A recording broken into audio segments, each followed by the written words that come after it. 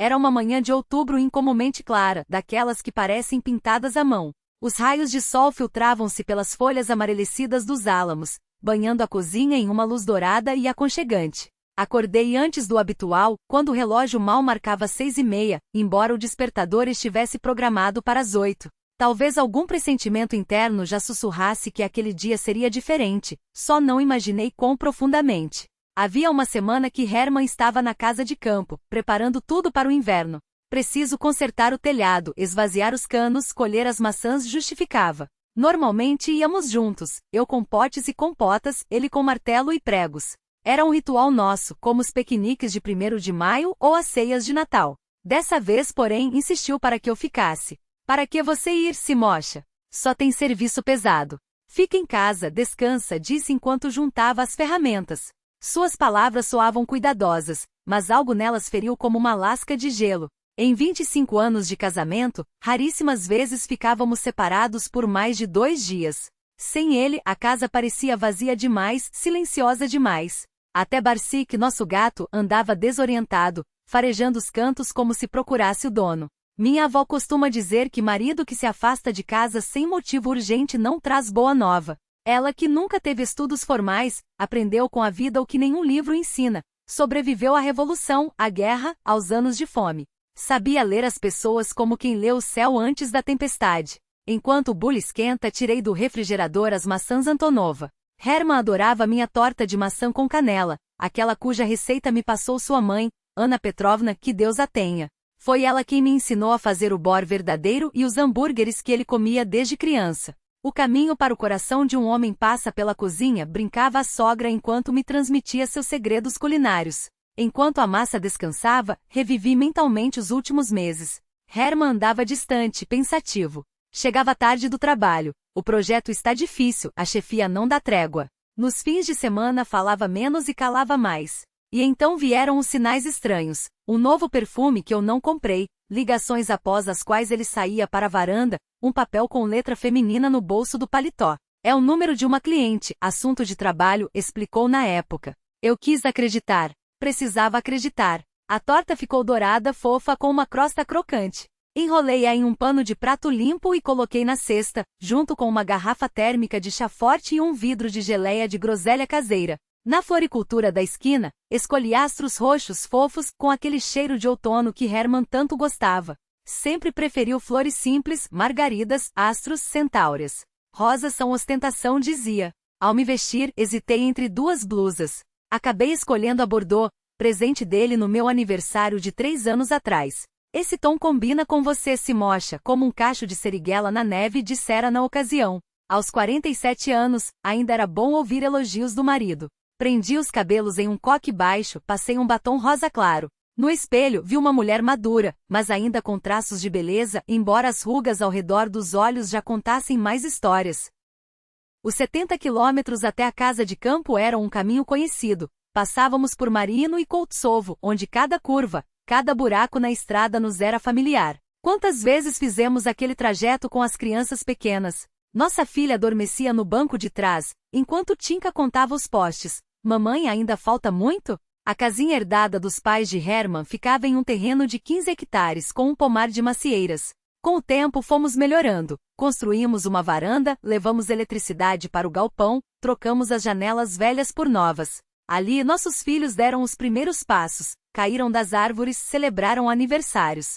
Polinka aprendeu a andar segurando-se no corrimão da escada. Tinka quebrou o braço ao cair de uma macieira, a cicatriz no cotovelo ainda está lá. Quantos churrascos, quantas madrugadas vendo o sol nascer. Ao sair da cidade, liguei o rádio. Uma música moderna com letras em inglês tocava. Mudei de estação. Encontrei um programa sobre jardinagem, onde explicavam como podar a videira para o inverno. Ouvi distraída, pensando na nossa parreira plantada por Hermann 5 anos antes. Vamos fazer vinho caseiro, prometera. Até agora só frustrações. Ora os pássaros bicavam os frutos, ora a chuva estragava a colheita. Ao sair da estrada principal para a vicinal, reduzi a velocidade. O asfalto terminava ali, dando lugar a um caminho de terra esburacado. Nosso vilarejo mudará muito. Antes era um lugar tranquilo, onde todos se conheciam. Agora, cheio de estranhos, casas gigantes atrás de muros altos. O espírito de comunidade se fora. No quintal do vizinho Nikolai Petrovich vi um carro importado caro com placas de Moscou. Estranho. Ele vivia sozinho desde que a esposa faleceu, e os filhos quase não o visitavam. Será que decidirá vender o terreno? Nossa casa ficava no fim da rua, onde a mata começava. Vantagem no verão: silêncio, ar puro, cogumelos a poucos passos. Desvantagem no inverno: a neve bloqueava o acesso até que o trator da prefeitura abrisse caminho. Ao me aproximar do portão, notei que a porteira estava aberta. Hermann sempre a trancava, mesmo quando estava em casa, e hábito de quando os assaltos a casas de campo eram frequentes. Será que saiu para comprar algo? Pensei.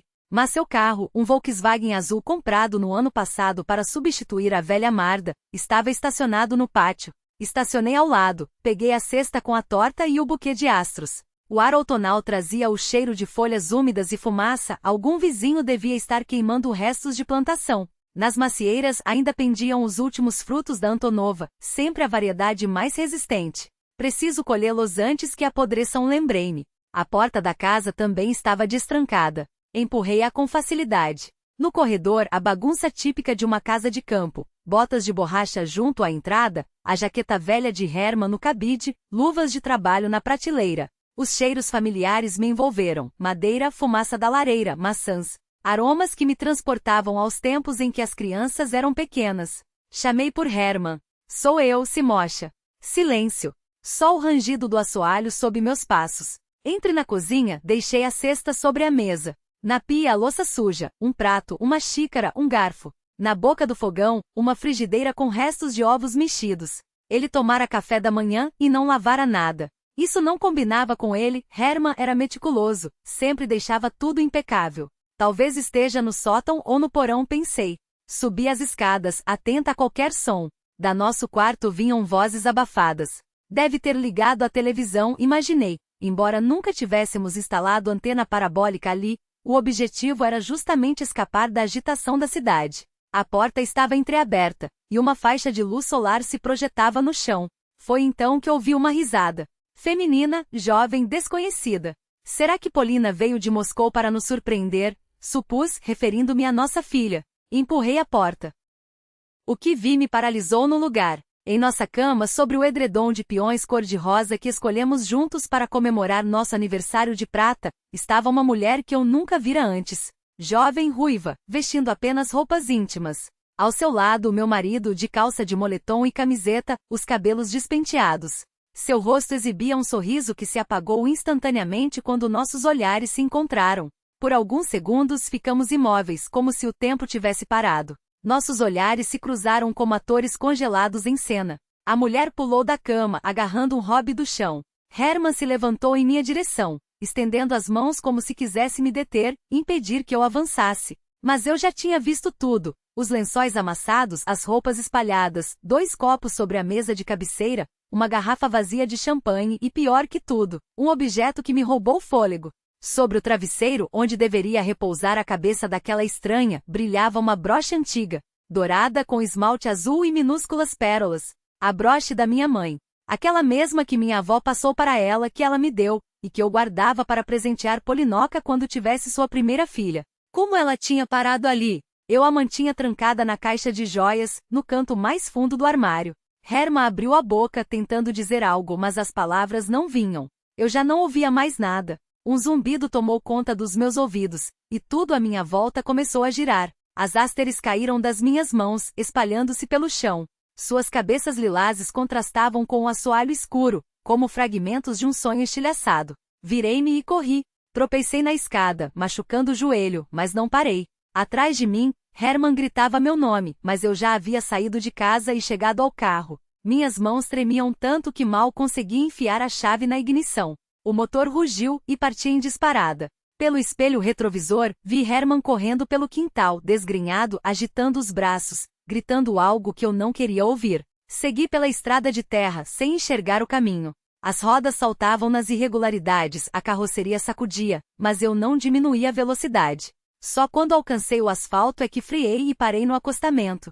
Fiquei ali, agarrada ao volante, tentando entender o que tinha acontecido. 25 anos de casamento, um quarto de século de confiança, amor e planos compartilhados. E tudo desmoronou em um instante, como um castelo de cartas ao menor sopro de vento. No banco traseiro a cesta de vime com a torta que nunca cheguei a entregar, assada com carinho, com a esperança de um reencontro agradável. Agora, ela parecia uma ironia cruel, como na canção popular, assar, cozinhar, enquanto o amado anda com outra. O telefone vibrou na bolsa. Era Herman ligando.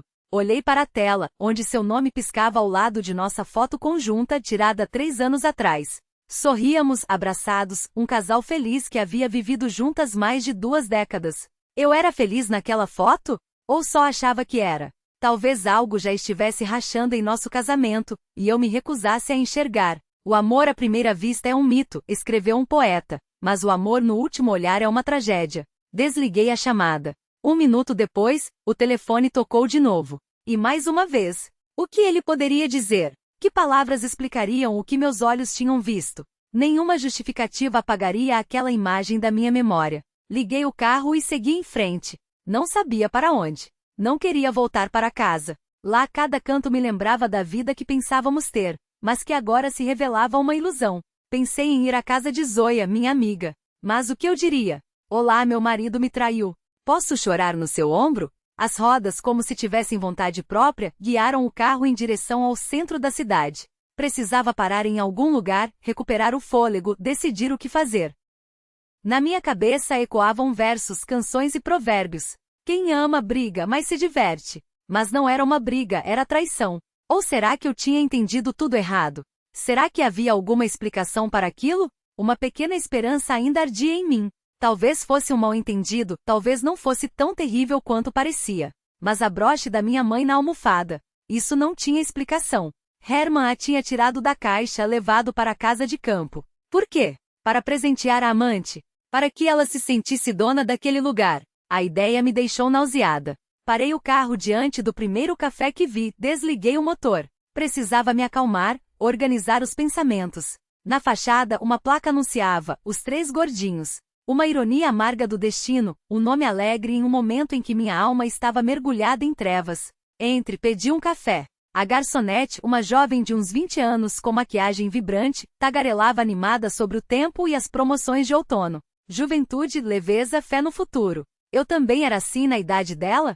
Provavelmente. Achava que o amor era eterno, que traições só existiam no cinema. O café estava amargo, apesar do açúcar. Ou será que era eu que agora sentia amargor em tudo? Sentei-me junto à janela, observando os transeuntes. Cada um com suas preocupações, suas alegrias e dores. Alguém, talvez, também estivesse vivendo uma traição naquele exato momento. Outros, ao contrário, estavam apaixonados, felizes. A vida seguia independente de tudo. O sol brilhava, crianças riam, casais se beijavam nos bancos do parque, e eu estava ali, com o coração partido, tentando entender como seguir em frente. O telefone vibrou novamente. Desta vez era uma mensagem de Herman. Simosha, por favor, me deixe explicar. Não é o que você está pensando. Não é o que eu estou pensando. Ou o que eu deveria pensar, depois de flagrar meu marido com uma mulher nua em nossa cama. Respondi, não me escreva, não me ligue. Preciso de tempo para pensar. E desliguei o aparelho. Que ele sofresse agora com a incerteza, assim como eu sofri todos esses meses, sentindo que algo não estava certo em nosso casamento, mas sem conseguir identificar o que. Saí do café, entrei no carro e decidi ir até a casa de Zoya. Ela entenderia, me apoiaria.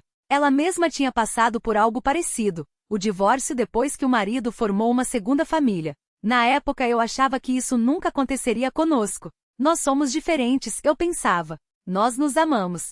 Amávamos. Ou será que esse tempo já era passado? Será que 25 anos de vida juntos tinham terminado em uma tarde de outubro? E agora? Divórcio, divisão de bens, explicações para os filhos? Como diria a Polinoca que seu pai, a quem ela idólatra, traiu a mãe? Como destruir, diante dos olhos deles, a imagem do pai de família confiável? Eles planejam suas próprias famílias baseados no nosso exemplo. E os netos? Minha filha sonha com uma grande família unida, onde avô e avó cuidam juntos dos pequenos. Agora, em vez disso, haverá 2 casas, 2 vidas separadas, sorrisos forçados em festas de família. Meu Deus, como tudo ficou complicado. Ainda pela manhã, eu era uma esposa feliz levando uma torta para o marido. Agora, era uma mulher de meia-idade traída, sem saber como seguir em frente. A vida havia virado de cabeça para baixo em questão de minutos. Talvez eu devesse voltar? Ouvir o que Herman tinha a dizer? Será que havia uma explicação que eu não tinha considerado? Mas que explicação poderia haver para uma mulher nua na cama conjugal? Não, algumas coisas não têm desculpa. Cheguei à casa de Zoya quando o sol já se inclinava para o poente. Um dia inteiro havia passado, e parecia que uma vida inteira tinha se esvaído. A Cimocha da manhã, que assava uma torta e colhia ásteres, agora me parecia uma ingênua tola. Como pôde não perceber nada? Zoya veio ao meu encontro, olhou para meu rosto e entendeu tudo sem palavras. Abraçou-me em silêncio, levou-me para dentro. Só então chorei pela primeira vez naquele dia horrível. Chorei pelos sonhos destruídos, pela confiança perdida, pelo fato de que nunca mais poderia olhar para Hermann da mesma maneira. Ai, minha querida, ai, minha pobre, Zoya acariciava meus cabelos, como minha mãe fazia quando eu voltava para casa com os joelhos esfolados. Só que agora não era o joelho que estava machucado, era o coração. E nenhum curativo seria suficiente para sarar essa ferida.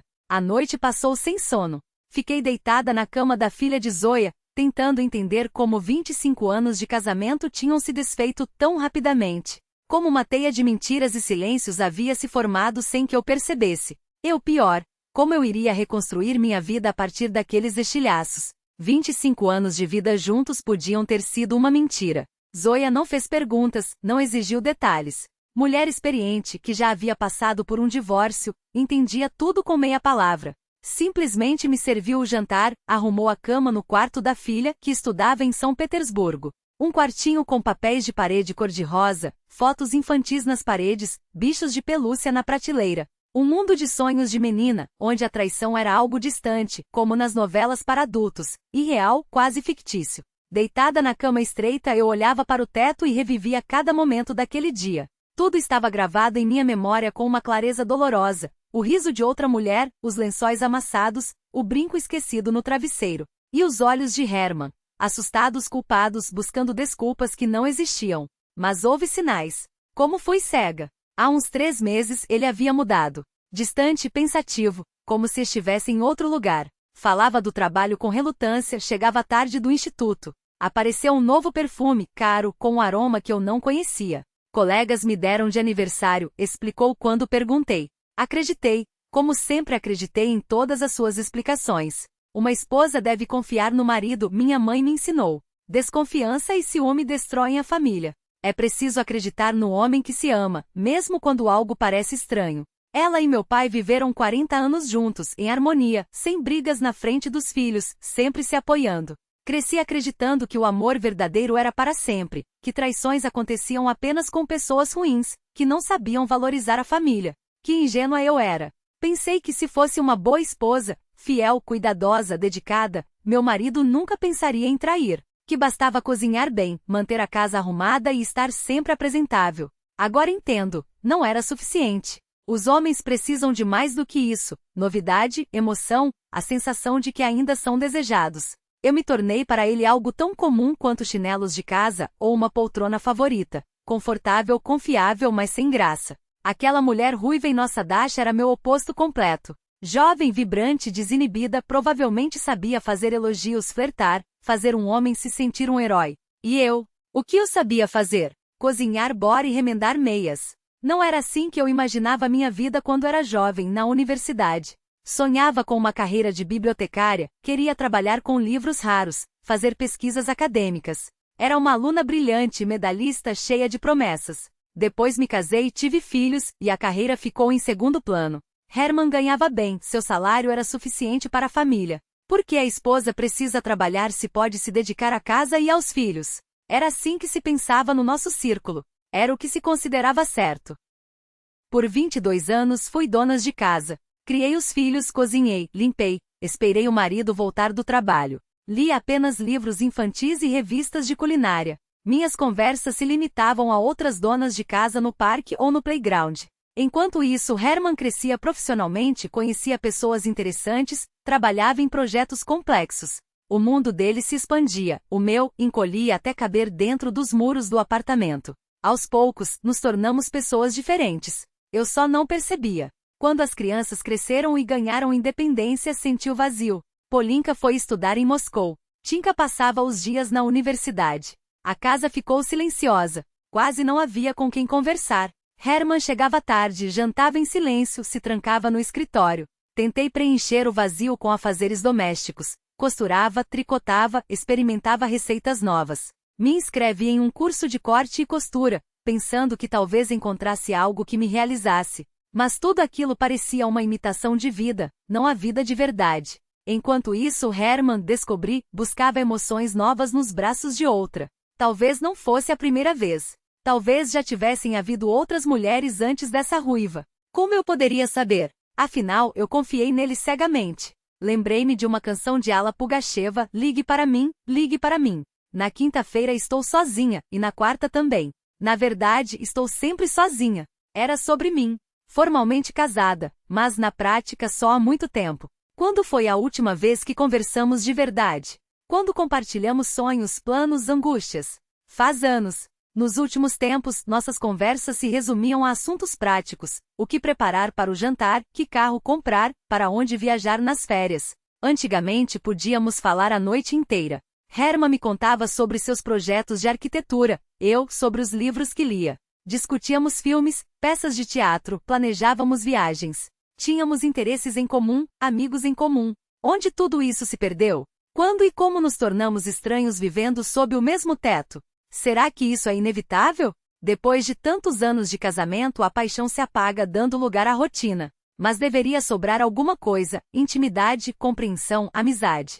Ou será que estou idealizando o passado? Talvez os problemas sempre tenham existido, e eu apenas me recusei a vê-los, ocupada demais com os filhos, com a casa, sem perceber o que acontecia entre nós. Pelo vidro da janela, o amanhecer começava a clarear. Uma manhã de outubro, cinzenta e úmida, tão cinzenta quanto meu humor. Levantei-me e me aproximei da vidraça. Zoya já se mexia na cozinha. Ouviam-se o tilintar de louças e o chiado da frigideira. Mulher prática, acostumada a acordar cedo. Lavei o rosto com água fria, tentei me compostar. No espelho, um rosto estranho me encarou. Olheiras fundas, olhos vermelhos de noites em claro. Assim ficam as mulheres depois de uma traição. Eu pensava que nesses casos engordavam, afogavam a dor em doces. Mas parece que não é sempre assim. Na cozinha cheirava café e ovos fritos. Zoya mexia nas panelas sem se virar, discreta. Sabia que eu precisava de tempo para me recompor. Não adianta me bombardear com perguntas agora, parecia pensar. Bom dia, disse eu, sentando-me à mesa. Dia, querida. Conseguiu dormir um pouco? Não muito. Fiquei acordada a noite toda pensando. Em quê? Em como fui tão cega. Os sinais estavam lá. Eu só não quis enxergar. Zoya colocou um prato de ovos mexidos na minha frente, serviu café e sentou-se à minha frente, olhando-me nos olhos com atenção. Simonka, não se culpe. Quando a gente ama, não vê as coisas ruins. É normal. Normal. Viver 25 anos com uma pessoa e não conhecê-la de verdade. As pessoas mudam, minha filha. Aquele Hermann por quem você se casou pode ter sido muito diferente. Ou talvez não. Talvez ele só tenha mostrado os lados bons. Bebi o café aos poucos, refletindo sobre as palavras dela. Afinal, quem eu conhecia de verdade? Será que é possível enxergar a alma de alguém, mesmo depois de 25 anos juntos? Zoya, quando você descobriu que seu marido a traía? Ela ficou em silêncio por um instante, como se revivesse a memória. Foi por acaso. Encontrei-o em um shopping com uma mulher e uma criança. Estavam escolhendo roupas infantis, rindo, parecendo uma família feliz. Achei que tinha me enganado, que era impressão minha. Mas depois investiguei e descobri a verdade. E o que sentiu? Primeiro, choque. Depois, raiva. E estranhamente, alívio. Alívio? Sim. Parei de me culpar por ser uma esposa ruim, por ser chata. Descobri que o problema não era eu. Ele simplesmente escolheu outra vida. Uma vida secreta, desonesta, mas aparentemente mais atraente para ele. Terminamos o café da manhã em silêncio. Depois, Zoya disse: Simosha, você precisa ir para casa. Cedo ou tarde, terá que conversar com Hermann. Ainda não estou pronta. Não sei o que dizer a ele. Ou talvez não precise dizer nada. Que ele fale, se explique, se justifique. E você ouça e decida, acreditar nele ou não. Se não acreditar, então se divorcie. Na nossa idade, isso não é o fim do mundo, acredite. Na nossa idade, eu tinha 47 anos. Metade da vida já vivida, e como descobri, vivida em vão. E agora? Quem vai querer uma mulher divorciada, sem profissão, sem experiência de trabalho? Zoya, eu não trabalho há 22 anos. Quem vai me contratar? O que eu sei fazer além de tarefas domésticas? Você sabe muita coisa, só não acredita em si mesma, respondeu ela. Tem boa formação, uma cabeça brilhante. Pode voltar para a biblioteca, lá valorizam pessoas como você.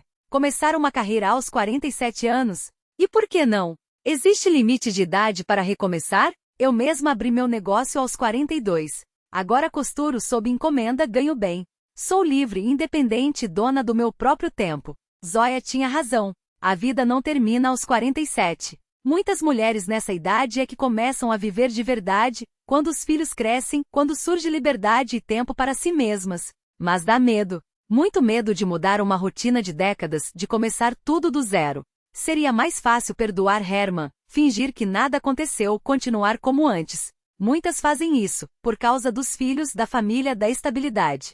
Só que estabilidade não existe mais. Cada atraso dele seria uma suspeita. Cada telefonema, uma dúvida. Cada viagem de trabalho, uma tortura. Vamos comigo, decidi. Chega de incertezas. Certo, querida. A verdade, por mais dolorosa que seja, sempre é melhor que a mentira. Fomos em 2 carros, eu no meu, Zóia atrás. Precisava daquele apoio moral. Sozinha, não teria forças para aquela conversa. Ao me aproximar de casa, vi o carro de Herman no estacionamento. Então estava em casa. Esperando por mim ou se escondendo? Em breve saberia. Subindo as escadas, sentia o coração bater descompassado. Estava prestes a ter a conversa mais difícil da minha vida, uma conversa que poderia pôr um ponto final em 25 anos de casamento ou dar a ele uma segunda chance. Mas eu queria essa segunda chance? Era capaz de perdoar a traição? E, acima de tudo, seria capaz de acreditar que aquilo não se repetiria? As chaves tremiam em minhas mãos ao abrir a porta. Do outro lado, uma vida sem ilusões, sem óculos cor-de-rosa, sem confiança cega. Estava pronta para isso? Talvez a prontidão não existisse. Era preciso seguir em frente, por mais difícil que fosse o caminho. Herman revirava minhas coisas. Por quê? Será que queria dar à amante alguma relíquia de família? A ideia me enojou. Abri a janela, respirei fundo o ar frio da noite. Lá fora, a cidade já se iluminava. Em algum lugar daquele nosso bairro, os filhos deviam estar se perguntando por que os pais não estavam em casa. Polina viera de Moscou passar o final de semana. Tinka prometera ajudar com a reforma do quarto das crianças. Como diria a eles que o pai, aquele homem que respeitavam e amavam, era apenas mais um traidor? Como destruir, diante dos olhos deles, a imagem do marido exemplar, do pai de família confiável? Talvez fosse melhor calar. Fingir que nada aconteceu, voltar para casa, perdoar, esquecer. Pelos filhos, pela família, pelos 25 anos juntos. Mas como esquecer aquela cena? Herman com outra mulher em nossa cama ficaria gravada na memória para sempre. Toda vez que deitasse ao seu lado me lembraria. Todo atraso, toda ligação, seria uma faca no peito. Isso não era vida, era uma condenação. O telefone vibrou novamente. Era Zóia. Simosha, o que aconteceu? Herman me ligou, disse que vocês brigaram. Quer vir aqui? Perguntei, sentindo um nó na garganta. Claro. Lembra do endereço? Estou te esperando. Zóia Petrovna morava em uma casa no subúrbio. Éramos amigas desde a escola, há mais de 30 anos. Ela se divorciou 5 anos atrás, depois de descobrir que o marido tinha uma segunda família na cidade vizinha. Na época achei que isso nunca aconteceria conosco. Pois aconteceu. Ela me recebeu na porta, abraçou em silêncio, levou até a cozinha, sentou-me à mesa, serviu chá e só então perguntou baixinho. Conte tudo. E eu contei. A viagem à casa de campo, a mulher em nosso quarto, o brinco na almofada. Falava e chorava, enquanto Zóia ouvia, suspirando de vez em quando, balançando a cabeça. Puta, resumiu ela quando terminei. Desculpe a palavra, mas não tem outro jeito de dizer. Zóia, o que eu faço? Perguntei. 25 anos de casamento. Os filhos, como seguir em frente? Ela me olhou nos olhos. Você quer viver assim? Quer passar os dias se perguntando onde ele está, com quem está, em que está mentindo? Quer continuar fingindo ser uma esposa feliz, sabendo que é tudo mentira? Não quero, admiti. Mas também não quero o divórcio. Tenho 47 anos, Zóia. Não trabalho há 22. Quem vai me querer? O que eu sei fazer além de cozinhar e remendar meias? Bobagem, cortou a amiga. Você é inteligente, tem formação. Trabalhou em biblioteca antes da Polina nascer. Pode voltar para a profissão. E essa história de idade é besteira. A vida começa aos 47. Eu recomecei aos 42 e não me arrependo. Melhor sozinha do que com um traidor. Ficamos na cozinha até meia-noite. Zoya me contou sobre seu divórcio, como foram difíceis os primeiros meses, como deu medo começar tudo de novo. Mas depois veio o alívio. Não precisava mais mentir para si mesma. Não precisava fingir que tudo estava bem. Simosha, você tem filhos que te amam, disse ela. Tem formação, tem mãos, pernas, cabeça, tem uma casa que no divórcio será metade sua. Não é um mau ponto de partida para uma nova vida. Dormi no quarto da filha de Zoya, que estudava em São Petersburgo e raramente aparecia. Deitada na cama estreita de adolescente, olhava para os posteres nas paredes, para a prateleira de livros, e pensava na minha vida, no que foi e no que ainda poderia ser. Hermann ligou mais algumas vezes. Não atendi. Zoya tinha razão. Primeiro, era preciso se acalmar, pensar com clareza. No calor da emoção, poderia dizer coisas das quais se arrependeria depois. Pouco antes do amanhecer, peguei no sono.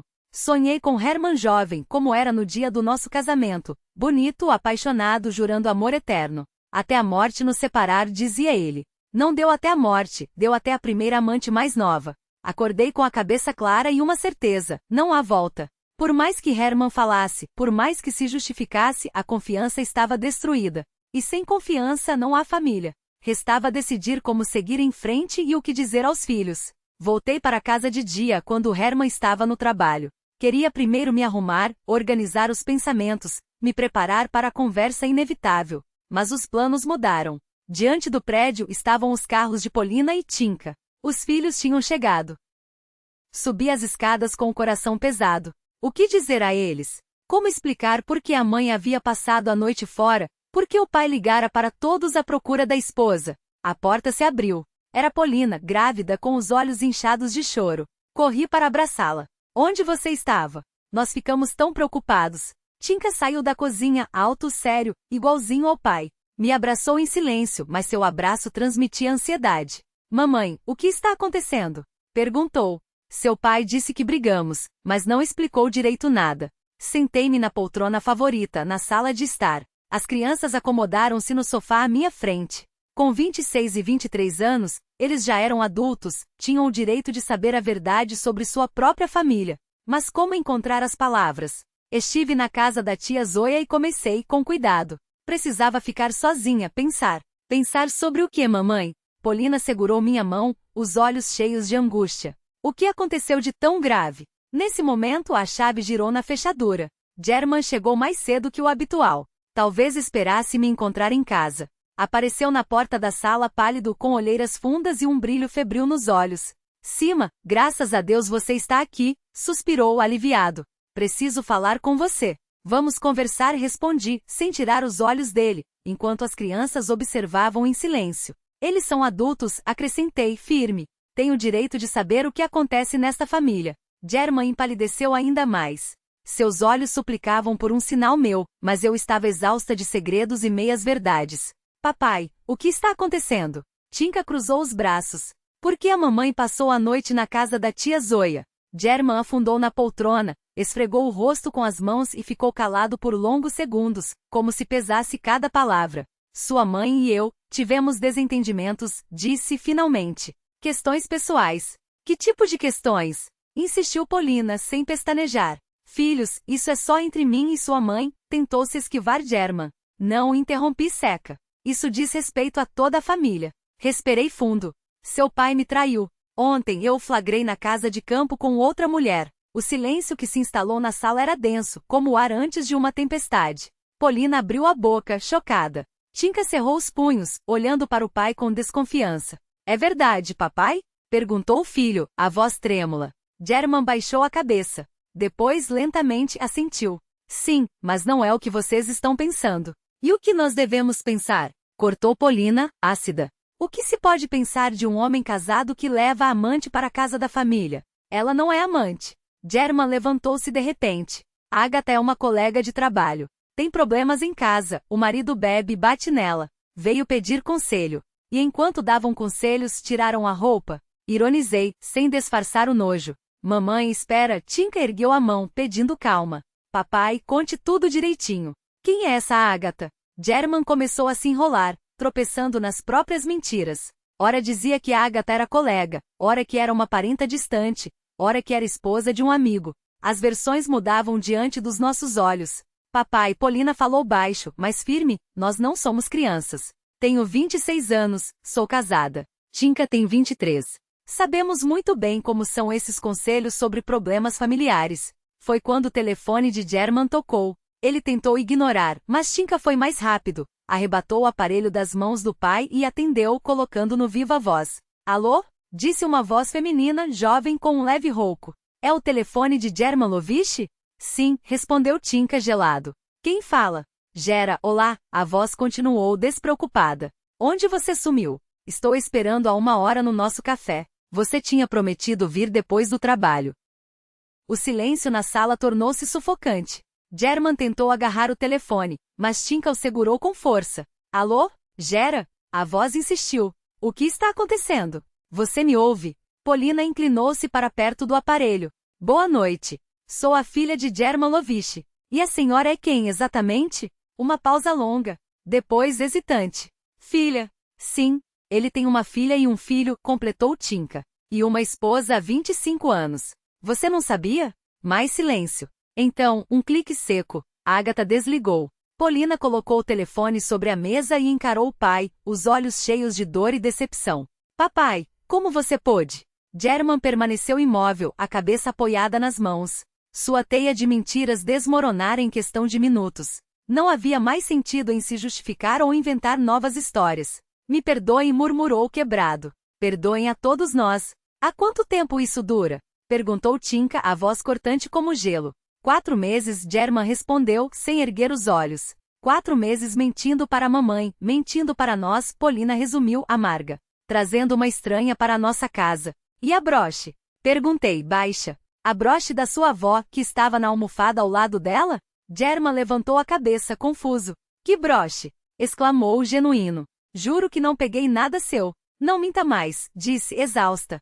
Era dourada com esmalte azul. A que sua avó deixou para mim. Cima, eu não toquei nas suas coisas. Insistiu, visivelmente perplexo. Não sei do que você está falando. Estranho. Eu tinha certeza de que vira a broche ao lado daquela mulher. Mas se German não a pegou, como ela parara lá? De qualquer forma, naquele momento, isso não importava. E agora? Polina enxugou as lágrimas. O que vai acontecer? Vamos nos divorciar, respondi simples. Não posso viver com alguém em quem não confio. Mamãe, não acha que está sendo precipitada? Tinka tentou, cauteloso. Vocês viveram juntos por tanto tempo. Justamente por isso retruquei. Não vou gastar o que resta da minha vida com mentiras. Ele não objetou nada, como se compreendesse. Qualquer discussão só pioraria as coisas. A casa, a Dasha, o carro tudo ficou comigo. Levou apenas suas coisas pessoais e se mudou para um apartamento alugado de um cômodo no outro lado da cidade. Eu te magoei, Sioma disse-me no cartório, enquanto assinávamos os papéis.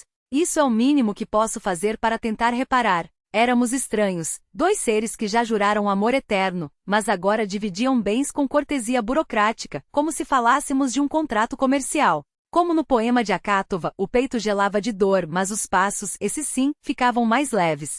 Sim, a perda doía, mas a cada dia que passava, a caminhada se tornava menos pesada. O primeiro mês foi o mais difícil. Tive que me acostumar com o silêncio do apartamento, com a ausência de uma presença masculina, com o fato de não precisar mais planejar jantares para 2. Tinka deixou o alojamento estudantil e veio morar comigo, fazendo o que podia para ajudar. Polina aparecia todo final de semana, apesar da gravidez. Os filhos me davam apoio, mas eu via nos olhos deles uma perplexidade que não conseguiam esconder. O mundo que conheciam pais unidos, família como uma fortaleza, desmoronava. Agora teríamos encontros separados com o pai, explicações futuras para netos sobre por que vovô e vovó não viviam mais juntos. Arrumei trabalho mais rápido do que imaginava. Zóia tinha razão. A Biblioteca Municipal Central precisava de uma funcionária experiente. A diretora Tamara Konstantinovna, uma mulher de uns 50 anos, cabelos grisalhos e olhos bondosos, me recebeu com gentileza. Serafima Vladimirovna, disse ela na entrevista, você tem uma formação excelente, e o mais importante, ama os livros. Quanto às tecnologias modernas, vai aprender rápido. Não são tão complicadas quanto parecem. E era verdade. Catálogos eletrônicos, bancos de dados, pesquisas na internet, nada daquele monstro que eu temia. As colegas me ajudavam, especialmente Várvara, a programadora da biblioteca, uma moça de uns 30 anos, cabelo curto e olhos vivos. Serafima Vladimirovna, você é incrível, dizia ela, observando enquanto eu dominava um novo sistema. Muitas pessoas da sua idade têm medo de computadores, mas você pega tudo no voo. A princípio, aquelas palavras doíam. 47 anos soavam como uma idade absurda para começar algo novo. Mas, aos poucos, me acostumei. Não era jovem, mas também não era velha. Tinha experiência, conhecimento, vontade de trabalhar e de aprender. A biblioteca não foi apenas um emprego, tornou-se meu refúgio. Entre as estantes, respirando o cheiro de papel e tinta, eu me sentia em meu elemento. Ali estavam a sabedoria dos séculos, histórias humanas, respostas para perguntas eternas. Os leitores chegavam dos mais variados tipos, estudantes com trabalhos acadêmicos, aposentados atrás de romances policiais, mães com crianças em busca de contos de fadas. Cada um procurava algo seu. Ao ajudá-los, eu também aprendi a viver de novo. Uma leitora em especial ficou marcada em minha memória. Uma mulher da minha idade, que veio buscar livros de psicologia. Estou me divorciando, disse ela. Preciso entender como seguir em frente. Passamos um tempo escolhendo títulos, e acabamos conversando. Sua história era parecida com a minha. O marido a deixará por uma colega de trabalho mais jovem, depois de 20 anos de casamento. Mas em vez de se afundar, ela decidirá fazer uma segunda faculdade e se tornar psicóloga. Sabe, disse ela, uma crise não é o fim, é um começo. Como na língua chinesa, o ideograma para crise é formado por 2 símbolos: perigo e oportunidade. Aquelas palavras ecoaram dentro de mim. De fato, minha crise havia aberto portas que eu nem imaginava. Um novo trabalho, independência, novas amizades, o resgate do respeito por mim mesma. Em fevereiro veio a alegria. Polina deu à luz uma menina. A pequena Nieca, de bochechas rosadas e um tufo de cabelos escuros.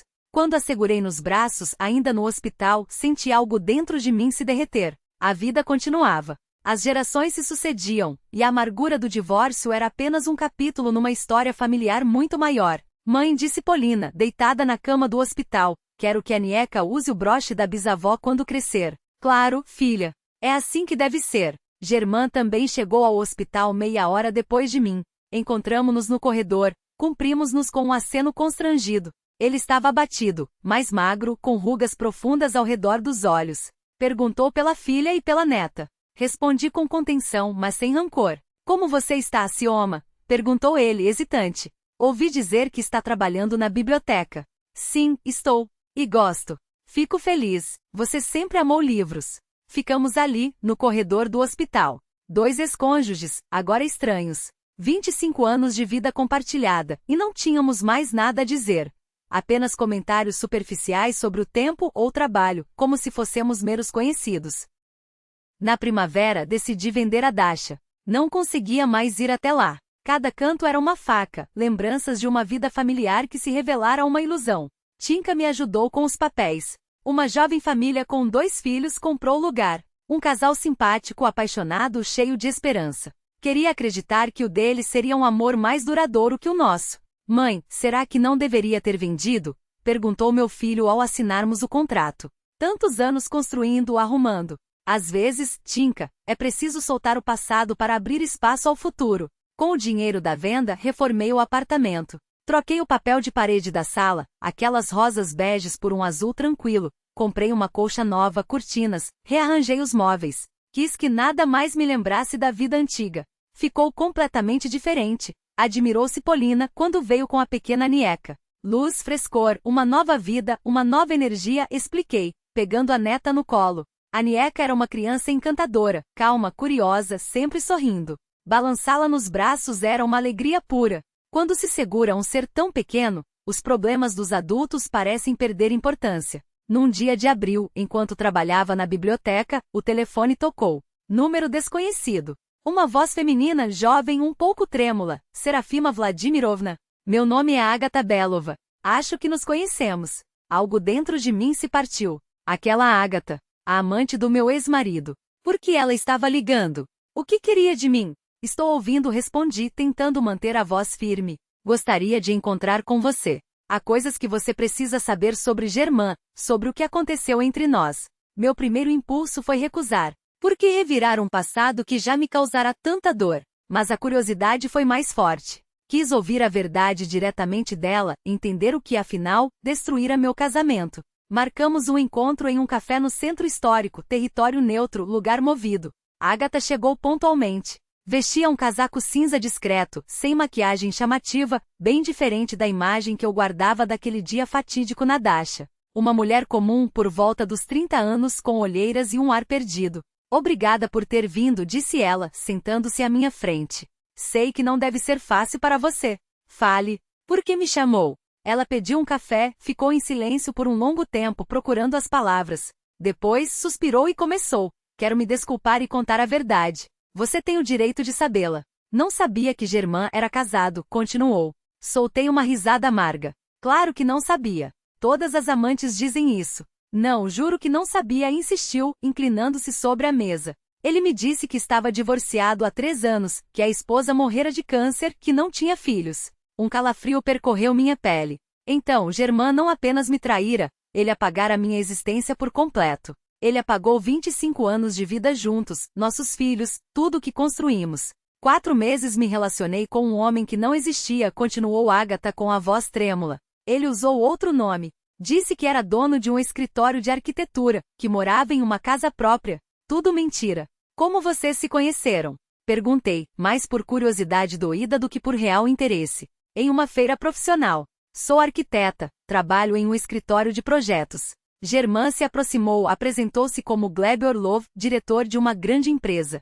Convidou-me para tomar um café, falar sobre parcerias. Gleb Orlov. Até o nome era falso. Ele criou para a amante uma identidade alternativa, onde não havia espaço para família nem passado. Era charmoso, culto, explicou Agatha, como se isso justificasse algo. Falava de arquitetura com propriedade, entendia de arte, tinha conversas refinadas. Soube cortejar. Acreditei ter encontrado um homem à altura. Em 4 meses, nunca desconfiei. Seu rosto ardeu em rubor. Nós nos víamos pouco. Ele dizia, viagens constantes, projetos complexos. 1 vez por semana, no máximo 2. Em restaurantes, cafés, às vezes em hotéis. Só me levou àquela casa de campo no dia em que você nos surpreendeu. E como explicou a casa? Disse que era a propriedade de campo de um amigo, ausente em viagem longa, que até as chaves eram emprestadas temporariamente. Ouvir aquilo era como assistir a um filme de terror, onde cada cena revelava uma camada nova de horror. Germain não apenas mentia, ele havia construído para Agatha um universo paralelo, onde cada detalhe era calculado. Não era infidelidade. Era uma segunda vida, vivida com uma naturalidade que assustava. Depois daquela ligação da minha filha, entendi que tinha sido enganada, continuou ela. Fiz um escândalo, exigi explicações. Ele confessou tudo, pediu perdão. Disse que amava a mim e a família, que não conseguia escolher. E o que vocês decidiram? Que não queria mais vê-lo. Não posso ficar com alguém capaz de uma mentira dessas. Se ele enganou a esposa por 25 anos, o que o impediria de me enganar também? Agatha tirou da bolsa uma pequena caixa e colocou-a sobre a mesa. Quero devolver isto. Germain me deu naquele dia na casa de campo, mas não posso ficar com isso. Abriu a caixa. Dentro, um broche de ouro com esmalte azul e pérolas, quase idêntico ao da minha mãe. Mas não igual. O esmalte tinha um tom diferente. As pérolas eram menores. O trabalho mais grosseiro. Ele disse que era uma herança de família da avó, explicou Agatha. Agora entendo. Comprou uma cópia barata em algum brechó. Era isso que eu tinha visto na almofada daquele dia. Não o broche da minha mãe, mas uma imitação vulgar que Germain comprará para a amante. Mas por que copiar uma relíquia familiar? Perguntei, mais para mim mesma do que para ela. Quando ele deu isso a você? De manhã, antes de... Agatha hesitou. Eu me recusava a aceitar, dizia que era caro demais. Ele insistiu, queria que eu tivesse algo bonito e antigo. Coloquei o broche na cama, pretendia recusar novamente, mas então você chegou. Tudo fez sentido. Germain quis impressionar a amante com um presente valioso, mas em vez de comprar algo original, copiou minha herança. Simbólico e humilhante ao mesmo tempo. Fique com ele, disse eu, fechando a caixa. Não posso. Não quero nada que me lembre dessa história. Então jogue fora. Essa falsificação também não me serve. Agatha levantou-se, foi até a janela, abriu-a e atirou a caixa na rua. Vi quando caiu na calçada, se abriu e o broche rolou, brilhando ao sol. Acabou, disse ela, voltando à mesa. Mas ainda tinha uma pergunta. Agatha, seja sincera. Você foi a única? Ela baixou os olhos, balançou a cabeça. Não. No celular dele vi mensagens com outras mulheres. Marina, Oksana, Svetlana. Talvez haja mais. Outro golpe. As traições não eram um episódio, mas um sistema. Não 4 meses, mas anos de vida dupla. Germain agia como um Dom Juan compulsivo, colecionando mulheres, inventando para cada uma história conveniente. Por que me contar isso? Perguntei, sentindo o peso das palavras. Para que você não se culpe, não pense que a culpa é sua por ele ter procurado outra. Não foi por você, acredite. Era a natureza dele, viver em um mundo de ilusões e fazer os outros acreditarem nelas. Agatha levantou-se e vestiu o casaco. Peço desculpas novamente por tudo. Se soubesse a verdade, jamais teria começado esse relacionamento. Desejo felicidade a você. Ela saiu, e eu fiquei sentada junto à janela digerindo tudo aquilo. Estranhamente, depois daquela conversa, senti um alívio. Desapareceu a culpa que me roía por dentro. Será que fui uma esposa ruim?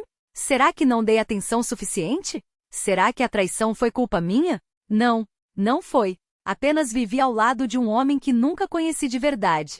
25 anos com o mestre da mentira, capaz de mostrar a face certa na hora certa. Ao sair do café, vi um objeto brilhante na calçada. O broche falso estava em uma poça, opaco e patético. Alguém pisou nele, alguém o chutou. A felicidade alheia, construída sobre mentiras, merecia mesmo terminar assim, esmagada pelos pés indiferentes dos transeuntes. Passei sem pegá-lo.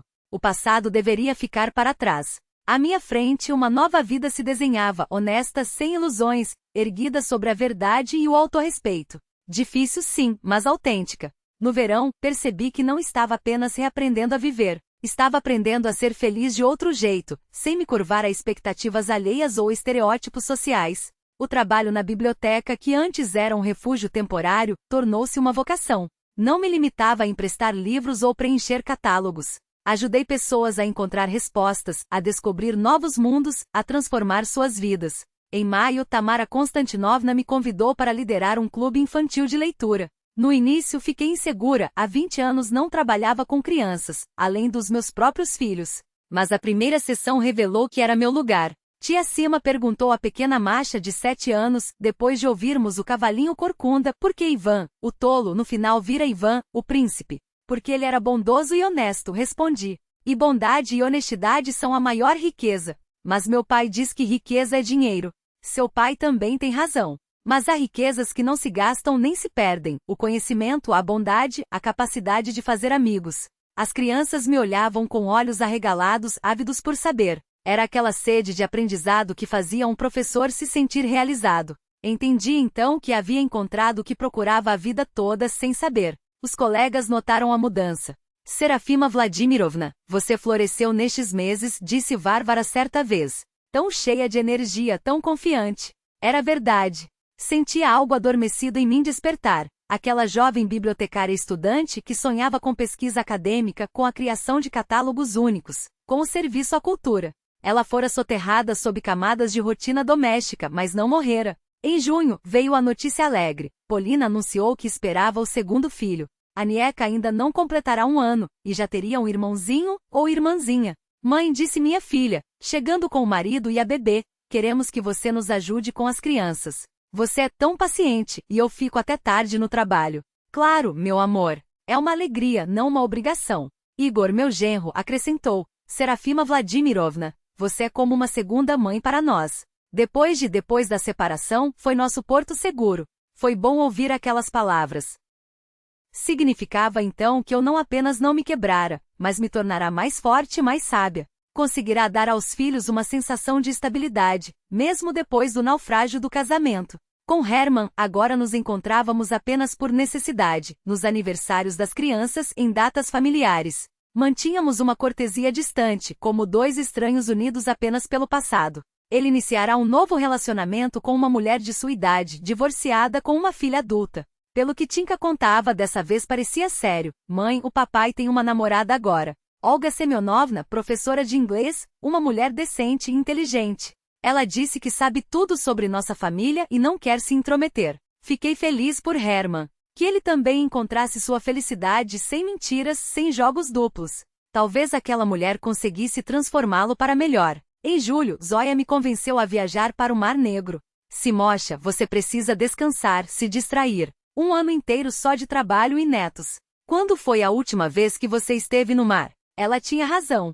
Fazia pelo menos 10 anos, quando fui a Soti com Herman, uma viagem borrada, ele sempre ao telefone, nervoso. Hoje entendo, não era trabalho, mas outra mulher. A decisão não foi fácil. Ainda me assustava gastar dinheiro com algo que não fosse estritamente necessário, mas Tamara Konstantinovna insistiu. Serafima Vladimirovna, férias existem para descansar. A biblioteca não vai desaparecer. Em Anapa, alugamos uma pequena casa a 3 minutos da praia. Duas amigas de 50 e poucos anos, decididas a aproveitar a vida sem olhares alheios ou a sombra dos homens. Nos primeiros dias, só nos deitávamos na areia, nadávamos, tomávamos sol. Há quanto tempo não me sentia tão livre? Nenhum almoço para preparar, nenhuma casa para arrumar, nenhuma preocupação doméstica. Sabe, Simocha, disse Zóia, sorvendo um marrito gelado em um café à beira-mar, divórcio não é uma sentença, é uma libertação. Ainda estava me acostumando com essa libertação, confessei. Não se apresse. Deixe a vida mostrar as novas possibilidades. No quarto dia, um homem de cerca de 50 anos se aproximou de nossa mesa. Alto, grisalho, bronzeado, com olhos castanhos bondosos e um sorriso franco. Desculpem, todos os lugares estão ocupados, disse educadamente. Posso me juntar a vocês? Claro, sente-se, respondeu Zóia. A conversa fluiu natural. Stanislav Igorevich Medvedev, cardiologista de Ekaterimburgo, viúvo há 4 anos. A esposa morrera de câncer, os filhos adultos viviam em outras cidades. E vocês, de onde são? Perguntou, tomando um gole de cerveja. Daqui mesmo, respondi. Também resolvemos fugir da correria. Excelente escolha. O mar é o melhor remédio para as feridas da alma. Não havia insistência ou flerte em suas palavras. Era apenas um homem que sabia ouvir, criar uma atmosfera agradável. Zóia, sábia, logo entendeu a situação.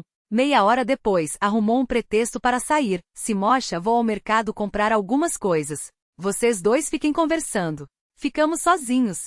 Stanislav falou sobre seu trabalho no hospital. Eu sobre a biblioteca, os leitores, o círculo infantil. Era um interlocutor interessante, culto, com humor sutil e sem pressões. Serafima, disse ele, enquanto caminhávamos lentamente pela orla, perdoe a franqueza, mas seus olhos têm uma tristeza, como de quem viveu uma perda. Os seus também, respondi. Parece que ambos sabemos o que é perder. Eu perdi a mulher que amava. E você? Eu perdi as ilusões sobre um homem que achei amar. Ele assentiu, compreensivo. Isso também dói. Talvez até mais do que a morte física. Nos dias seguintes passávamos o tempo em trio, mas Zóia, tática, sempre nos deixava a sós. Visitamos os arredores, jantamos em pequenos restaurantes, passeamos pela orla à noite. Stanislav era o oposto de Herman, calmo, confiável, honesto. O que dizia correspondia ao que fazia. Nenhum enigma, nenhuma segunda intenção, nenhum jogo oculto. Serafima, disse ele na penúltima noite, enquanto tomávamos café à beira-mar, sei que nos conhecemos há apenas uma semana, mas sinto uma conexão entre nós. Gostaria de continuar nosso contato depois que voltarmos. Olhei para ele, tão aberto, tão sincero, e senti o coração acelerar como uma adolescente. Aos 47 anos, reviver aquelas borboletas parecia estranho, até ridículo. Stanislav Igorevich, acabei de me divorciar, confessei. Preciso de tempo para me reorganizar, entender o que quero da vida. Vou esperar o tempo que for necessário, respondeu simplesmente. Não tenho pressa. Na nossa idade não há motivo para corrermos. Ou é real, ou não vale a pena. Suas palavras me agradaram. Não havia tentativa de apressar as coisas, nem pressão, apenas a calma segurança de um homem maduro. No avião de volta, Zóia não se conteve. Então, gostou dele? É um homem agradável, inteligente, bom, nada a ver com Herman. E isso é bom, não é? Claro que é. Você merece alguém confiável, não um bonitão mentiroso. Em casa, os filhos e a netinha nos receberam. A Nieca havia crescido visivelmente em uma semana. Já se apoiava no sofá para ficar de pé, balbuciava em sua linguagem de bebê. Polina estava mais arredondada. A gravidez transcorria sem complicações. Mãe, você até rejuvenesceu, exclamou a filha bronzeada e descansada. O mar lhe caiu bem. Quem sabe eu não vou morar perto do mar? Brinquei. Por que não? Respondeu Tinka, sério. Se for feliz lá, não temos objeções. Meus filhos bons, dispostos a apoiar qualquer decisão minha, desde que eu fosse feliz. Talvez essa fosse a verdadeira essência do amor familiar. Não posse, mas o desejo genuíno de ver o outro bem. Stanislav ligava todas as noites. Conversávamos por horas sobre trabalho, livros, planos. Ele falava dos pacientes, eu dos leitores e do círculo infantil. Gradualmente me acostumava com a ideia de que um novo homem entrará em minha vida. Serafima, disse ele certa vez, quero visitá-la, conhecer sua cidade, seu trabalho. Posso? É claro. Ficarei feliz em recebê-lo. O primeiro encontro depois do verão me deixou mais nervosa do que deveria. Revirei metade do guarda-roupa até escolher um vestido azul, aquele que, segundo Polina, me deixava mais jovem. Limpei a casa até brilhar. Preparei seu prato favorito. Stanislav chegou numa manhã de sábado, trazendo crisântemos brancos, flores elegantes, maduras, sem o clichê de rosas ou cravos. Serafima, você está linda, disse ele, beijando minha mão. O ambiente doméstico lhe cai bem. Tomamos chá na cozinha, e me surpreendi com a naturalidade daquilo. Era como se ele sempre tivesse feito parte da minha vida, nenhuma tensão, nenhuma formalidade forçada. À noite o apresentei aos filhos. Polina e Igor chegaram com a pequena Nieca. Tinka trouxe Katia, sua namorada, uma bióloga séria e dedicada. Stanislav Igorevich, disse Polina enquanto nos sentávamos à mesa, conte-nos sobre seu trabalho. Mamãe disse que o senhor é cardiologista. Sim, há 25 anos trato corações doentes. Um trabalho fascinante, embora estressante. Minha mãe também trata corações, observou Tinka. Só que não com remédios, mas com livros. Boa comparação, sorriu Stanislav. Os livros de fato podem curar a alma. Os filhos o receberam. Os filhos o receberam com carinho. Depois do jantar, Polinka me levou para um canto. Mamãe, ele me agrada. É calmo, confiável, nada parecido com o papai. E isso é bom ou ruim? É bom. Você precisa exatamente de um homem assim. Stanislav ficou no hotel, mas passamos o dia seguinte juntos. Mostrei-lhe a cidade e minha biblioteca, apresentei-o aos colegas. Tamara Konstantinovna comentou depois. Serafima Vladimirovna, você tem um amigo maravilhoso. Inteligente, educado e o mais importante, dá para ver que ele a valoriza. Aquela palavra, valoriza, ecoou em mim. Germa me amava, ou fazia de conta que amava, mas nunca me valorizou. Aceitava minha presença como algo dado, parte inevitável da rotina. Já Stanislav valorizava minhas ideias, minhas opiniões, minha trajetória. Era uma diferença que doía e acalmava ao mesmo tempo. Em setembro, ele voltou.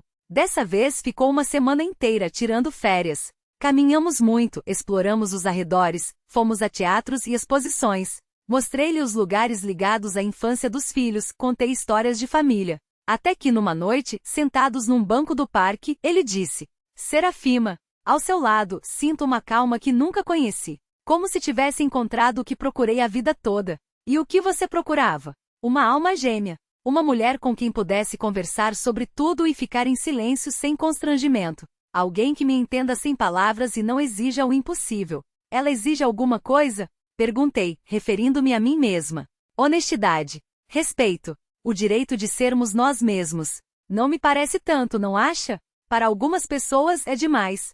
Então essas pessoas não merecem amor. Amor. Ele pronunciou a palavra pela primeira vez. Senti o pulso acelerar, um calor se espalhando pelo peito. Será que aos 47 anos ainda era possível se apaixonar? Mas não era a paixão ardente que me unira a Germa na juventude. Era algo quieto, profundo, construído sobre respeito mútuo e compreensão. O amor de pessoas maduras que sabem o valor dos sentimentos. Stanislav, falei com cuidado. E agora? Você está em Ekaterimburgo, eu aqui. À distância. Isso tem solução. Posso me transferir para o seu hospital. Eles precisam de um cardiologista. Ou você pode se mudar para lá. Em Ekaterimburgo também há bibliotecas excelentes. Ele já havia pensado em tudo, calculado, oferecido uma saída concreta. Como era diferente dos vazios, um dia a gente vê de German. Preciso pensar, pedi. É uma decisão séria. Claro. Pense quanto precisar. Não tenho pressa. Na semana seguinte à sua partida, pesei prós e contras. Mudar de cidade significava recomeçar. Novo trabalho, novo círculo social, nova vida. Mas ficar na distância também doía. Os filhos apoiaram minha busca pela felicidade. Mamãe, disse Tinka, somos adultos, temos nossas próprias famílias. Sua felicidade vale mais que nossa comodidade. E avós felizes mesmo longe, são melhores que infelizes por perto. Trem vai nos dois sentidos. Em outubro, na data fatídica do episódio Nadasha, percebi que o passado finalmente me soltara. A dor havia se acalmado, a mágoa dissipado. Restavam apenas lições e gratidão à vida por uma segunda chance. Liguei para Stanislav. Aceito tentar, mas vamos começar aos poucos. Encontrar-nos com mais frequência, conhecer-nos melhor. Perfeito. Temos a vida toda pela frente. A vida toda. Essas palavras não me assustavam, antes, me encheram de alegria. Sim, eu tinha 47 anos. Mas não era o fim, era um novo começo. O início de uma vida honesta, aberta, ao lado de alguém que me valorizava como eu era. Como escreveu o poeta, quero viver para pensar e sofrer. Eu acrescentaria, e amar e ser amada, e alegrar-me com cada novo dia. Porque a vida é um dom a ser valorizado, independentemente da idade ou dos erros cometidos.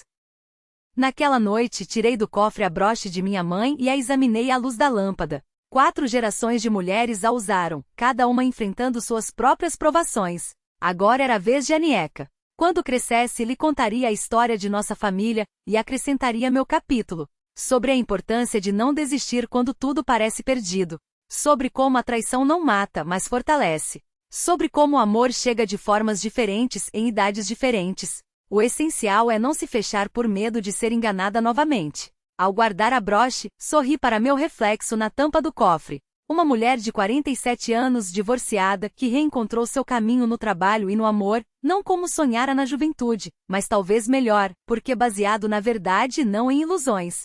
Um ano depois, olhando para o pátio nevado pela janela do meu gabinete na biblioteca, compreendi. A mulher que levava uma torta e astros para o marido ficará para trás para sempre. 12 meses de uma nova vida, mais rica e surpreendente do que eu poderia imaginar nos sonhos mais ousados. Nesse tempo, não apenas aprendi a viver sozinha, aprendi a amar essa vida, construída sobre honestidade consigo mesma e com os outros. O trabalho na biblioteca há muito deixará de ser apenas um emprego. Tamara Konstantinovna me convidou para chefiar o setor de literatura infantil, e aceitei com entusiasmo.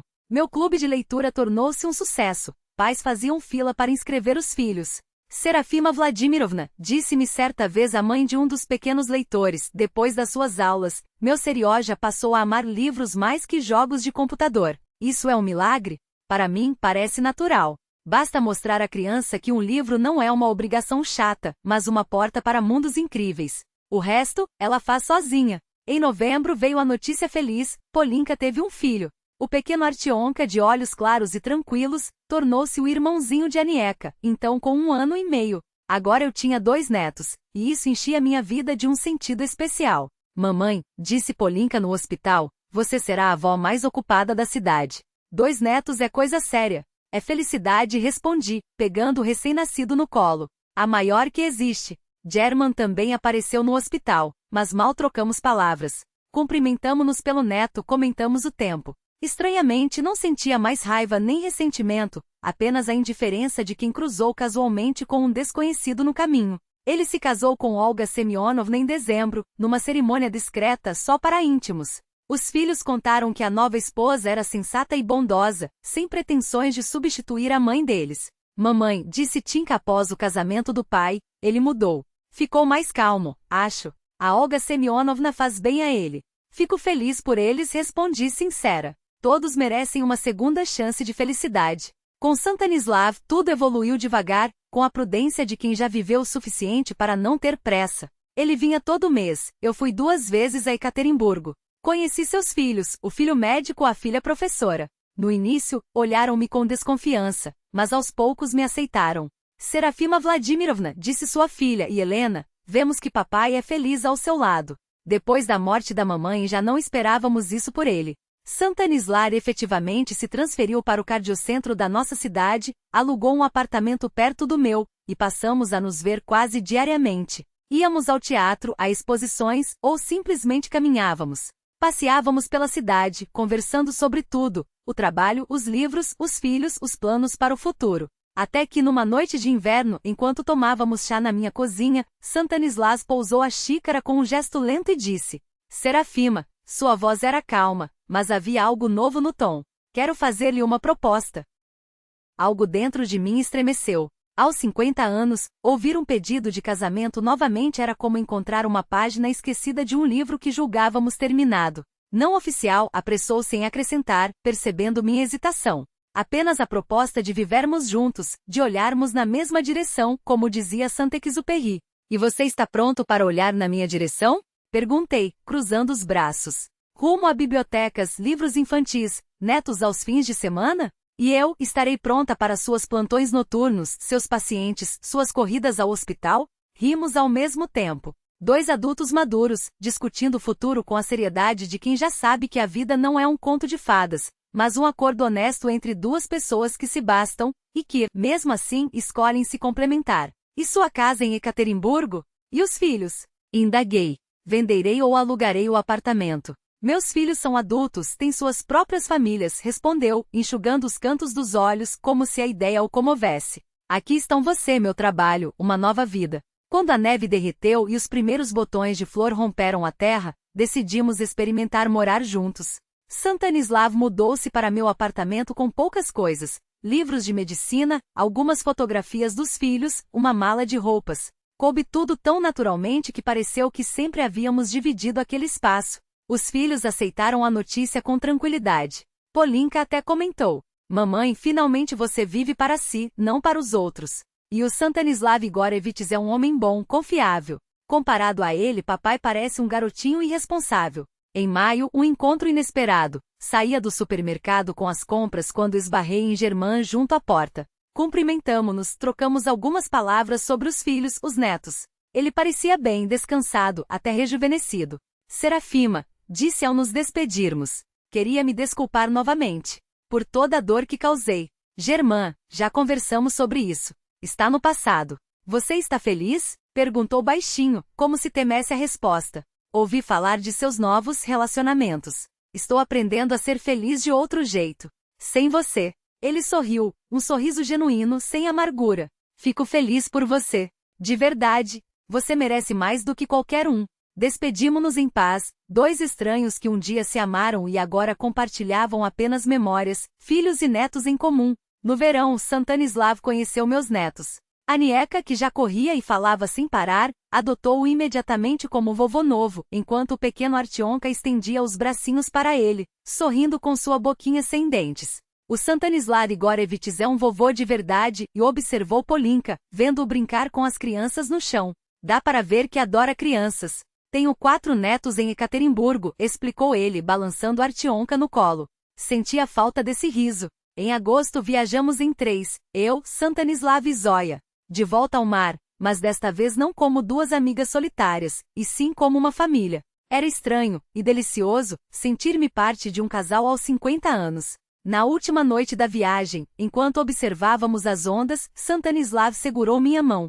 Serafima, tenho pensado em nos casarmos. Não por formalidade, mas porque quero que você seja minha esposa oficialmente. Que o mundo saiba que esta mulher incrível é minha. Acho que na nossa idade, a essência importa mais que o papel, respondi. Mas se é importante para você. É, porque quero gritar aos 4 ventos que você é minha. Casamo-nos em setembro sem pompa. Nossos filhos foram testemunhas. Celebramos apenas com os mais próximos. Tamara Konstantinovna nos presenteou com 2 semanas de férias que passamos em Petersburgo, onde mora Polinka. Mamãe, você está radiante, disse ela, enquanto caminhávamos pela perspectiva Nevsky. Nada a ver com a mulher triste que eu via há um ano. Há um ano, eu era outra pessoa, confessei. Alguém que vivia pelas expectativas dos outros e tinha medo de ficar sozinha. Hoje sei que a solidão não é o pior. O pior é estar acompanhada e se sentir só. Mas quando você encontra alguém que te valoriza, isso sim, é felicidade. De volta da lua de mel mergulhamos na rotina. Eu com meu novo círculo de leitura para adolescentes. Livros que mudam vidas. Stanislav ganhando respeito no hospital, adorado pelos pacientes por sua dedicação. Em outubro, exatamente um ano após aquela viagem fatídica a Dasha, fiquei parada diante da janela do meu escritório, fazendo um balanço. O que havia mudado? Tudo. O trabalho, os relacionamentos, minha visão de mundo, até a maneira como me via. Um ano antes eu era uma mulher traída, infeliz, aprisionada em ilusões. Agora era uma mulher realizada, independente, que conhecia seu próprio valor. Tamara Konstantinovna entrou com os papéis. Serafima Vladimirovna, parabéns. Seu projeto da sala infantil de leitura foi aprovado pelo Departamento de Cultura. Conseguiram verba. Era o projeto pelo qual eu lutava havia 6 meses, um espaço onde crianças não só lessem, mas brincassem com palavras, encenassem histórias, conhecessem autores. Um sonho que agora se tornava real. Obrigada, Tamara Konstantinovna. Não poderia haver presente melhor para comemorar o aniversário da minha nova vida. Aniversário? Sim. Faz hoje um ano que comecei a viver de novo. Um ano que aprendi que a vida não termina com um divórcio, começa. À noite celebramos em casa, eu, Stanislav, os filhos, os netos. A Nieca, já falando em frases completas, perguntou: Vovó Sima, por que você está tão alegre hoje? Porque aprendi a ser feliz, meu sol. Você me ensina quando eu crescer? Claro! Quando você for grande, te contarei todos os segredos da felicidade feminina. Ao deitar a neta, pensei no que lhe diria um dia, que felicidade não está no casamento em si, mas em estar com quem te respeita. Que a traição dói, mas não mata. Que nunca é tarde para recomeçar. E que uma mulher deve, antes de tudo, amar e respeitar a si mesma. O resto se ajusta. Mais tarde, quando os filhos se foram e Stanislav lia revistas médicas em sua poltrona, tirei do estojo a broche de minha mãe. À luz da luminária, examinei aquelas pedras que haviam visto tantas histórias de mulheres, alegrias, lágrimas, recomeços. Em que está pensando? Perguntou Stanislav, notando minha expressão. No tempo. Em como tudo mudou em um ano. Achava que minha vida havia acabado, mas na verdade estava só começando. É bom que tenha sido assim, murmurou ele, fechando a revista. Sim, sou grata até pelaquela dor de outubro. Ela me ensinou a valorizar o presente. A dor é uma professora severa, mas sábia. Guardei a broche, prometendo a mim mesma que um dia a passaria para a Nieca, junto com a história de nossa família e a minha própria. A história de uma vida imprevisível, que sempre oferece uma segunda chance a quem não desiste. Ao me deitar ao lado de Stanislav, lembrei-me de versos de Akatova. Se soubessem de que briga nascem os versos sem vergonha, eu diria, se soubessem de que dor nasce a felicidade verdadeira sem medo das mudanças. Agora, um ano depois daquele dia eu entendia, aquele golpe não me havia destruído. Tinha me libertado. Das ilusões, do medo da solidão, da dependência do julgamento alheio. Tinha me dado a chance de ser eu mesma forte, suficiente, capaz de amar profundamente. E se amanhã a vida mais uma vez nos surpreendesse com uma reviravolta? Mesmo que ela nos coloque à margem, não terei medo. Agora sei que tenho forças para enfrentar qualquer prova. Tenho filhos que me amam sem condições, um trabalho que dá sentido aos meus dias e um homem que me valoriza como sou. E tenho a mim mesma. Serafima Sokolova Medvedeva, 50 anos, chefe do setor infantil de uma biblioteca, avó de 2 netos, esposa de um homem admirável. Uma mulher que aprendeu a ser feliz apesar das circunstâncias, e mais do que isso graças a elas. A vida segue, e ela é bela, não perfeita, não isenta de desafios, mas honesta e repleta de significado. Não preciso de mais nada. E eu aceitei. Aos 48 anos, recebi minha primeira promoção na vida. O salário aumentou, a segurança do amanhã se tornou mais tangível. Com Stanislav as coisas evoluíam devagar, com cautela. Nós nos víamos uma vez por mês. Ora ele vinha até mim, ora eu ia a Ekaterimburgo. Íamos a teatros, museus, conversávamos por horas. Ele falava de seu trabalho como médico, eu, da biblioteca e dos leitores. Ninguém apressava nada, ninguém exigia decisões. Serafima, disse ele em um de nossos encontros com a voz firme mas suave, não quero pressioná-la, mas preciso que saiba, levo nossos relacionamento muito a sério. Eu também levo a sério, Stas. Só preciso de tempo para aprender a confiar novamente. Temos tempo. Quanto precisar. Os filhos aceitaram Stanislav. Polinka observou. Mamãe, ele não é nada parecido com o papai. E isso era bom. Tinka acrescentou. Dá para ver que ele te valoriza. Ao contrário do pai, que tudo dava como certo. A netinha Veroca crescia a olhos vistos. Com 1 ano já andava, balbuciava as primeiras palavras. Eu era uma avó realizada. Passava os fins de semana com ela, lia contos de fada, levava ao parque. Polinka e seu marido, Igor, trabalhavam muito, e minha ajuda era bem-vinda. Com German nos encontrávamos apenas em datas familiares, aniversários, feriados. Mantínhamos uma cortesia distante, sem emoções excessivas. Ele havia começado um novo relacionamento com uma mulher de sua idade, divorciada com filhos adultos. Pelo que parecia, dessa vez era sério. Fiquei feliz por ele, que também encontrasse sua felicidade. Em maio houve um reencontro inesperado. Saía do supermercado com as compras quando esbarrei em German junto aos carrinhos. Ele também fazia compras, provavelmente para cozinhar em casa. Sioma, olá, cumprimentou levemente constrangido. Olá, German. Ficamos parados na entrada sem saber o que dizer. Até que ele se decidiu. Você está bem. Descansada. Até mais jovem. Obrigada. Você também está bem. Queria me desculpar novamente. Por tudo, pela dor que causei. Já se desculpou, German? Sei. Mas era importante que você soubesse. Lamento profundamente. Todos os dias. Olhei para ele com atenção.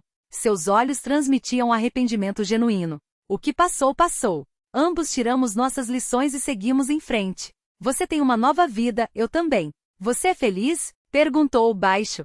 Estou aprendendo a sê-lo. De um jeito novo.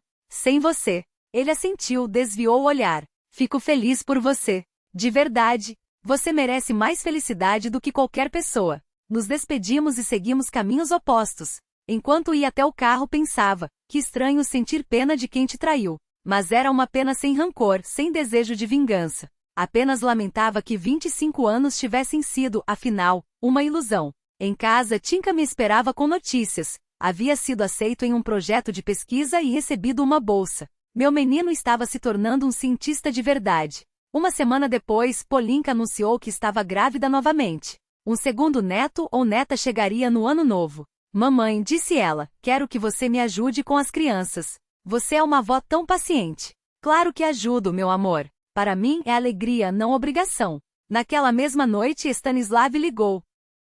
Sioma tem uma proposta. Que tal tentarmos morar juntos? Sem pressa de oficializar, só estar perto. Fiquei em silêncio por um longo tempo, ponderando. Um ano de relacionamento havia mostrado que Stanislav era um homem confiável e íntegro. Com ele havia calma, não a paixão turbulenta que viverá com Germa na juventude, mas um sentimento quieto e profundo. E o trabalho? Você está em Ekaterimburgo, eu aqui. Posso me transferir. Sua biblioteca precisa de um cardiologista. Ou você pode se mudar para cá. Também há bibliotecas por lá. Me deixe pensar. É uma decisão importante. Claro. Pense quanto precisar. Passei uma semana refletindo, conversando com Zoya com os filhos. Todos apoiavam. Mamãe, você tem direito à sua felicidade. Nós já somos adultos, nos viramos. E eu aceitei. Stanislav se transferiu para nossa cidade, alugou um apartamento perto do meu. Decidimos por enquanto manter nossas casas, mas passar mais tempo juntos. Vamos ver como vai, combinamos. No outono, comemorei meu 49º aniversário. Uma grande mesa familiar. Filhos, neta, Stanislav, Zoya com sua família. Ríamos, contávamos histórias, fazíamos planos. Não era a mesma família de antes, mas não menos unida. Quando os convidados foram embora, Polinka se aproximou. Mamãe, estou tão feliz que tudo deu certo para você. Um ano atrás, você estava tão perdida. Um ano atrás, eu achava que a vida tinha acabado. Mas na verdade, estava só começando. Tarde da noite, depois que todos foram embora, fiquei na cozinha com Stanislav, tomando chá. Pensava no ano que havia passado. O divórcio, o novo trabalho, o novo amor, a neta, a gravidez da filha. Em que está pensando? Perguntou ele. No tempo. Como tudo muda rápido. Há um ano, eu era uma esposa traída e infeliz. Hoje sou uma avó realizada, uma bibliotecária apaixonada pelo que faz e uma mulher com um homem que a ama ao seu lado. A vida é imprevisível, concordou ele. O importante é não ter medo das mudanças. Não tenho mais medo. Aprendeu. Aprendi. Naquela noite, deitada na cama, revivi o caminho percorrido. Um ano antes, meu mundo, previsível, construído sobre a ilusão de um casamento feliz, havia desabado. Doeu. Muito. Mas eu resisti. Mais do que isso, construí uma vida melhor do que a anterior. Tirei do estojo a broche de minha mãe, examinei-a à luz da luminária. 4 gerações de mulheres a usaram. A bisavó sobreviveu à revolução e à guerra. A avó, às repressões e à fome. Minha mãe, a devastação do pós-guerra. Eu, a traição e ao divórcio na maturidade. Cada uma de nós enfrentou suas provas e saiu mais forte. Uma força feminina que se transmite, junto com aquele pequeno adorno dourado de geração em geração. Em breve passarei a broche para Veroca quando ela crescer. Contarei a história de nossa linhagem e acrescentarei meu capítulo, sobre a importância de não desistir quando tudo parece perdido. Sobre como é possível recomeçar em qualquer idade. Sobre a capacidade que uma mulher tem de se reerguer depois de qualquer golpe do destino. Guardei a broche no estojo, apaguei a luz. Amanhã seria um novo dia, cheio de planos e esperanças. Um trabalho que me realizava. Filhos que se tornaram meu porto seguro. Netos que davam sentido à minha existência. Um homem que me valorizava e respeitava. E acima de tudo, eu mesma. Serafima Sokolova, 49 anos. Chefe de setor em uma biblioteca. Avó. Mulher que aprendeu a se amar e a não depender do julgamento alheio. Hoje, olhando para trás, compreendo. Aquele dia de outubro, quando fui até o marido com um bolo e flores, não foi um fim.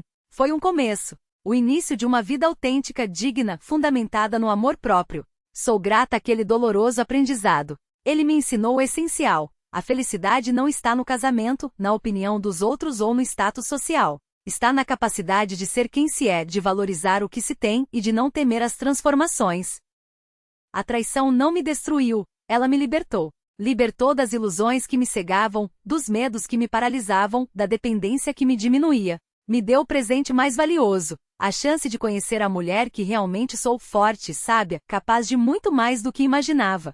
Se amanhã a vida me surpreender com novos desafios, não terei medo. Agora sei que tenho forças para superar qualquer prova. Tenho filhos que me amam incondicionalmente. Tenho um trabalho que dá propósito aos meus dias.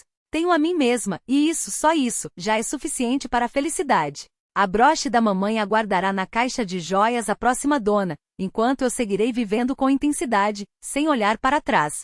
Com gratidão pelo presente e fé no futuro.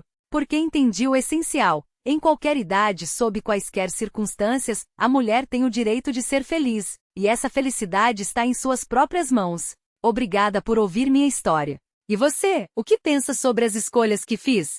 Compartilhe sua opinião nos comentários. Se esta reflexão ressoou com você, deixe um like e considere se inscrever no canal. Cada gesto faz diferença para que mais histórias como essa cheguem a quem precisa. No perfil, você encontra uma playlist com todos os relatos do canal. Desejamos que você leve consigo não apenas esta mensagem, mas também saúde, paz e a certeza de que, assim como eu, você também é capaz de reescrever sua própria história.